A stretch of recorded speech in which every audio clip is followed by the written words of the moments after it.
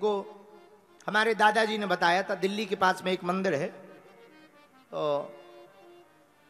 हम गए उस मंदिर में, रेलवे स्टेशन के नजदीक में ही वो मंदिर था। हमारे दादाजी ने बताया था, बहुत लगभग 8-10 साल पुरानी बात है। हम वृंदावन से वहीं गए। हनुमान जी के बचपन काल से वो भजन कर रहे थे, साधना।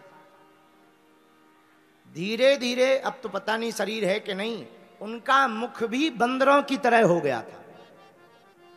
हाँ, रोंगटे बड़े बड़े, एकदम पीले रोंगटे, सोने जैसे, और पूरा मुख एकदम बंदराकृति, वानराकृति हो गई थी। उनको देख करके जब वो ऐसे उकरू बैठते तो यही लगता था जैसे भैया 2 पैर वाला बिना पूंछ का कोई वानरा महाराज विराजमान हो गए। हाँ, तब हमने उनसे पूछा, महाराज कब से पूजा भजन चल रही है?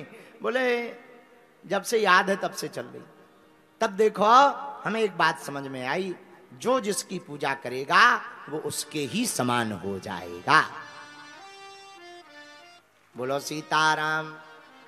धुंधकारी ने, अच्छा 7 दिन की कथा तो सब लोग सुनते, हम भी सुनते, तुम भी सुनते, बुरा न मानना। कथा में तो तुम भी बैठे, हम भी बैठे, पर एक बात बताओ, कथा में तो बैठे हो, क्या कथा तुम में बैठी? तुम तो कथा में बैठे हो, पर क्या तुम्हारे अंदर कथा बैठी? कथा में तुम्हारा बैठना बड़ी बात नहीं है, पर कथा तुम्हारे हृदय में बैठना बहुत बड़ी बात है। अगर कथा तुम्हारे हृदय में बैठ गई तो जो धुंधकारी की गति हुई वही हम लोगों की होगी, सदगति होगी। बोलो सीताराम, जोर से बोलो। भैया गोकर्ण जी ने कहा, महाराज कथा सबने सुनी, पर विमान केवल इनके लिए भर क्यों आया है, सबके लिए क्यों नहीं आया? तो भगवान के दूत बोले, सुनी सबने, पर गुनी केवल धुंधकारी ने।